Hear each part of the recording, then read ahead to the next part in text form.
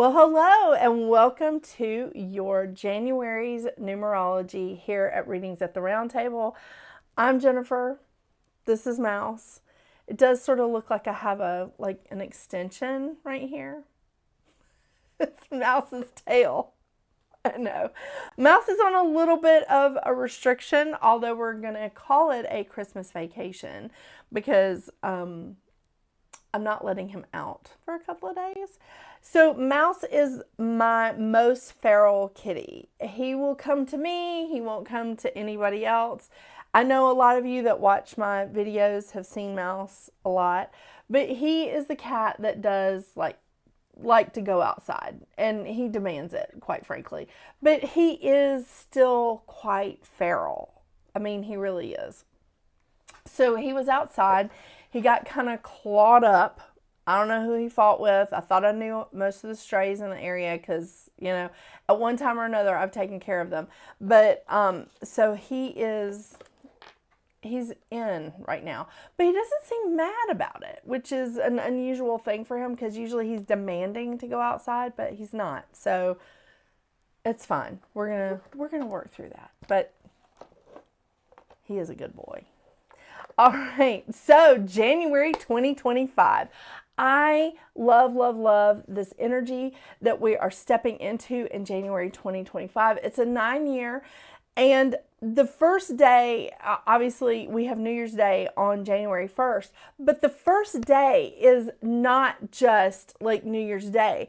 We are coming off of the energy of the second new moon in December on December 30th. This is a lot of energy. It's very intense. It's called a black moon in, pagan, Wiccan, metaphysical circles. It's a black moon, not unlike the 2 full moons in a month is called a blue moon. So this is very powerful energy. And I love that we are experiencing that energy literally. It's less than 48 hours before we hit that New Year's Day, energy and the vibration of a 9-year. So I really love that. New moon in Capricorn on December 30th. I may do like a short video just like discussing that energy and how powerful it is, and that you really should take advantage of it on December 30th. So again, on the 1st of January, we obviously have New Year's Day. On the 2nd of January, we have Hanukkah ending, and we have Venus moving into Pisces. And Venus likes being in water signs. Venus really likes being in Pisces. On the 6th, we have Mars moving into Cancer. He is retrograding. So Mars retrogrades from Leo into Cancer on the 6th. On the 8th, we have Mercury moving into Capricorn. This is a quick trip here for Mercury because Mercury had retrograded into Sag when Mercury was retrograde. So now Mercury has gone back into Capricorn on the 8th. On the 12th of January, we have North Node moving into Pisces, which means South Node is moving into Virgo. So for those of you with a lot of Pisces or Virgo placements, this is a big deal. It really is. And I'm going to go into detail about this on other videos. I'm not going to spend a lot of time on it here because this is just an overview for the numerology for the month. But if you have a lot of Pisces or Virgo placements, this next 18 months, 2 years is going to be a lot. Just FYI. So then on the 13th, we have a full moon in Cancer that hits its peak at 5:27 p.m. Eastern Standard Time. I want to remind you guys again, I'm on the East Coast of the U.S., so everything is Eastern Standard Time to me. On the 19th, we have the sun moving into Aquarius. Oh my gosh, I love me some Aquarians. I mean, when I see that an Aquarian, one of my clients that's an Aquarian is called, I will be like bend over backwards going, oh my gosh, let me get them scheduled in as soon as I can because I just got to know. I got to know what's going on. And you guys deliver your messages to me with just sarcasm and just such great wit. I love it. Y'all know who you are. And just so you know, I will run to that phone and be like, I got to get them in. I got to work them into the schedule. Yeah, it's awesome. All right. So on the 27th, I told you Mercury was making a quick trip through Capricorn because Mercury moves into Aquarius on the 27th, joining Pluto and the Sun. It's a party in Aquarius, let me tell you. Because on the 29th, we have a new moon in Aquarius, and that hits its peak at 7:36 p.m. Eastern Standard Time. And it's also the Lunar New Year. So this is the beginning of the year of the snake. Yeah. I also have a video of that coming out. Very excited about it because, you know, the snake sheds its skin and we're moving into this 9-year. So excited. Awesome, awesome energy. Okay, and on the 30th, one last thing before we leave January, Uranus goes direct in Taurus. I know. So we're like getting, kind of working out the last of these retrograde energies. We're not done yet, but we're working them out. Yeah, so it's good. All right, so we end the month of January with 5 planets with North Node in water, 4 with the Sun in air, and 2 with South Node in Earth. So when I say with South Node and with North Node, they're not technically planets, but I'm including them in that lineup. So we have 5 in water, 4 in air, 2 in earth, and 0 in fire. I did say that right. Water, air, earth. Yeah. 0 in fire. So we don't have anything in fire right now. So for everyone that has a lot of placements in their chart in fire or has a lot of fire signs in their chart, this could be like some of your downtime. You may have to lean in on some of your other elements. That really is, it stands true for me because my chart is pretty well like even through earth, air, and fire, and a little bit in water, but I have a lot of past life in water, so, you know, whatever. But the thing is, like, if you have a lot of fire in your chart, if there's a lot of fire energy around you, is you're going to have to, like, bring in your own energy. You really are, because it's not out there, like, giving to you at this time. But that's okay. Everything changes. Everything has a season. Just hang on. It'll get better. So let's see what your individual numerology is for this amazing first month of 2025 in this 9-year. I mean, I'm really looking forward to it. Let's see what checks out here for y'all. And by the way, Happy New Year. Oh my gosh. Totally forgot to tell you what the crystal is for the month of January. I even wore this amethysty sort of colored shirt to remind myself to do it because it is amethyst. So I picked this stone, I like drew it, but at first I was just like, meditation, like I'm not really getting it. But I did get it because we have a lot of releasing that's going on in 2025. And I think that setting the tone for it in January is going to be important. So I have a lot of rough amethyst. I don't have that much of like really polished amethyst. The one that I would say I use like all the time is my pendulum amethyst. I think most people, I say most people, it may just be me. I prefer the rough amethyst, and I also prefer the darker purple, but it doesn't mean that, you know, it's not useful in other ways and other colors, but this is one that I wear all the time. So this is like my favorite. Got 2 different kinds of amethyst in there. And the beads on this, the beads on the necklace part, are also amethyst. Do you see how light they are? That is an amethyst. I had to double check. I made sure that it is amethyst. So, you know, come at me.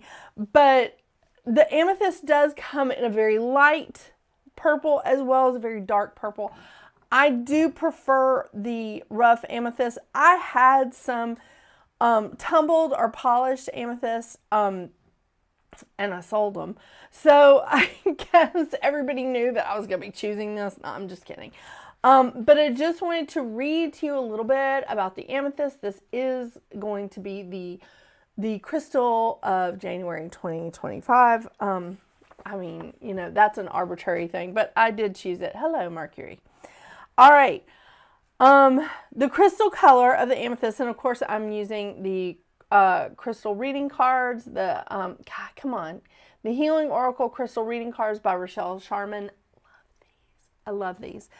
Amethyst is for meditation. It comes in various shades of translucent purple, and it is related to the chakra for the third eye.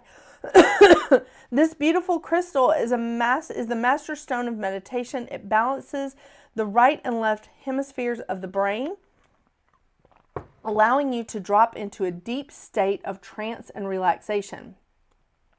The medicine of the amethyst assists in healing and transforming addictions relating to painful, suppressed emotions, and is an overall healing crystal on all levels. Invite this tranquil stone into your sacred meditations and receive its wonderful blessings. Open and allow yourself to float into the blissful essence of the amethyst. It's a powerful overall healing crystal, working and assisting on all levels, overcomes addictions, bringing awareness, healing, and dissolving old patterns. That is definitely a 2025 thing. Opens you to your psychic abilities, assists wonderfully in dream recall, and aids in anxiety and stress relief. I'm very excited about this. I'm very excited about like this stone for 2025, for January of 2025, like starting it out this way. I love this. Just wanted to let you know. I'm very sorry that I like forgot to do the stone. I mean, you know, I do stuff like this all the time. Just like, you know, you start to do stuff and you forget. Yeah. So, it's going to be okay. All right, now let's see what your individual numerology is. I promise I will not interrupt this progression again.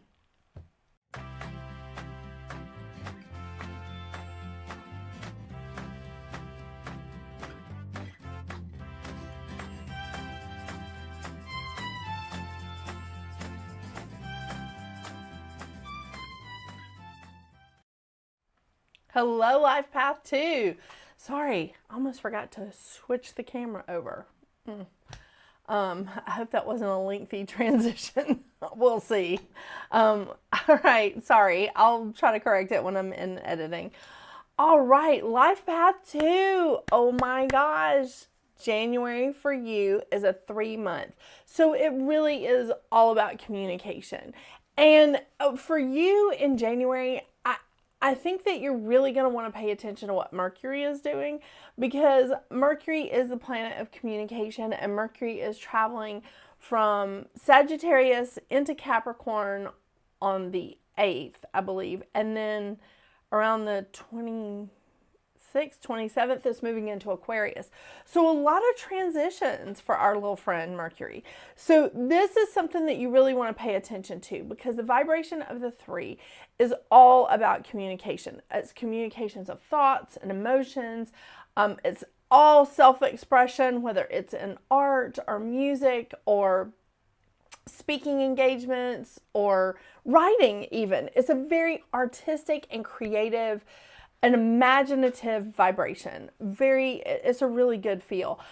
This is definitely about speaking your truths, but there is some complications with speaking our truth.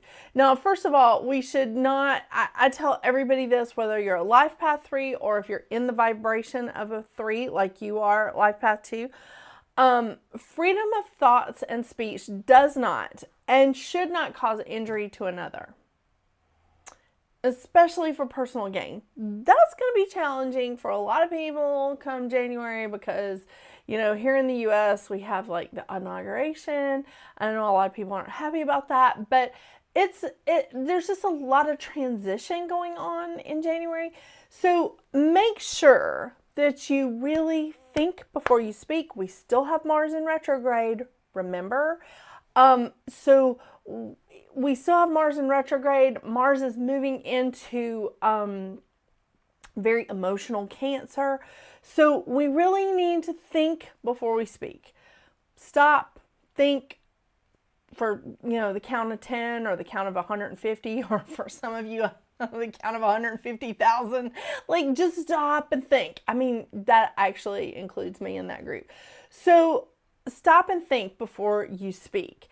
Because this is a time of speaking your truth, but don't just like injure other people, as a hobby during that time. This is a time of family ups and downs, mostly because it is about communication, mostly because we do have this like speaking your truth thing, but it's a wonderful time of expression. It really is a pretty cheerful vibration. It's a pretty cheerful time. And I think that this is fantastic. I think that this could be super fantastic for you. The mantra of the 3 is, I am creativity and vibrant expression, sharing my authentic voice freely. Yes, love that. The lesson of the 3 is communicating emotions openly and letting go of judgment of the self and others. Now, there's some key things here. Judgment of the self. What happens when we get ourselves into the vibration of the 3? We start really judging ourselves really harshly. We start turning everything inward and just going, oh my gosh, I'm dog shit. I'm blah, blah, blah. No, don't beat yourself up. No, I mean, I have messed up more than anyone else I know. And I know a lot of people. So just bring it back down. Stop judging yourself so harshly. Because when that cup fills up of us judging ourselves so harshly, it starts overflowing into other people. That's not where we want to be. That is absolutely not where we want to be. We don't need to be in a place where we're judging ourselves so much that it starts now overflowing into, the greater metropolis. We don't need to do that. So bring it back and just like stop like judging yourself so harshly, because then it won't create this domino effect. It can be challenging, but it can be also very rewarding, because you stop like judging yourself, you start accepting yourself. When you're accepting yourself, you're able to speak your truth freely without like, aggression, or without like, I have to make people understand. No, I mean, just being able to speak your truth freely and openly and allowing others to do the same. It's wonderful. The shadow side of the 3, we just talked about judging self and others harshly, unable to speak your truth openly or communicate openly, leads to behaviors like being pessimistic, exaggerating, or getting a little too gossipy. Oh my gosh. Yeah. Just stop. Again, we've got Mars in retrograde going into emotional Cancer. We have Mercury skipping from fire to earth to air. Everybody just stop. Count to 10, count to 150, count to like 321,000. I don't know what you got to do, but just stop and think. This is a very expressive time for you. This is a very artistic time for you. And I think that this can be really great. I do. Because you are all about balance. You are all about harmony and love and really balance in relationships. In any kind of relationships. We're talking about romantic, family, friendship, business, any kind of partnerships, with work groups, with a coffee clutch, with a book club, whatever you got with your community. You want to keep balance and harmony and unity. And I think that that is so wonderful. I really do. Venus is with you on this, because Venus is moving into Pisces Another emotional sign is a water sign. Venus likes being in those water signs. So Venus being an emotional Pisces is going to definitely help you with this. This is a wonderful time for law of attraction because that's who you are. You are all about the law of attraction. I want to remind you of your mantra, which is with an open heart, I joyously receive and offer infinite love. Give and take. Yeah. The lesson of the two is how do we cooperate, love, connect, and open our hearts without losing ourselves. You do not have to be the martyr, be the victim, which is part of your shadow side. You don't have to do that. Don't dive deep into indecisiveness or being overly sensitive at this time. Just, again, stop and think. Stop and realize that there's different options available. You don't have to maybe decide right now. Don't dive deep into that indecisive nature this month. I know. There's a lot of good stuff happening in January, and there's a lot of good stuff that's happening in 2025 that I'm all about it. So let's just see what the cards have for you here. Little life path 2. I am reading from the usual cards, the Moonology Oracle deck and the Goddess Guidance Oracle cards. I did not share them in the intro, but I almost forgot to do the amethyst. So I know. I think it's just like the whole Christmas season. It's rotting my brain. Maybe it's all the candy and the cookies. Oh my gosh. All that weight that I lost, I'm like, oh, putting it back on. Ooh, this is good. Cordelia, go outside. You've been indoors too long. Go outside and get some fresh air. Okay. I know this is a chilly season. I know it is, but sure is pretty outside during the winter months, isn't it? I like it.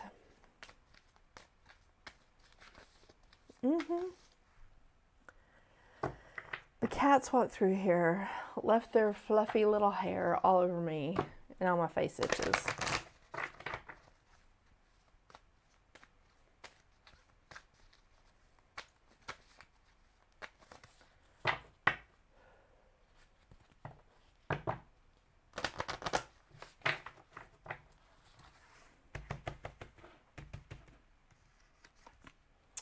Ooh. The energy is gaining momentum. Waxing moon. You know, I do like that. The waxing moon is how we start January, incidentally. There we go. Gotta get the glasses on. Okay. The energy is gaining momentum. Waxing moon. During the waxing moon cycle, hope springs eternal. This card is a very positive omen, indicating that you can create the reality you're dreaming of, though it will take some work and you're not quite there yet. This is a time of energies rising up. Emotions are building too. Where do you want to go, and do you believe that you can get there? Either you can just keep meditating or focusing on your desired outcome, or you can make the courageous commitment to take more practical steps towards your goals. Whichever you decide, you are most certainly on the right track. I know I'm headed in the right direction. I love it, love it, love it. All right, Life Path 2. I'm so eager for 2025. I really am. Can't wait to see what all shakes out. Yeah. All right. Well, I hope you have a wonderful, wonderful New Year's. I hope you have a fantastic January. And until we see each other again, Life Path 2, get out there and make your magic. Bye.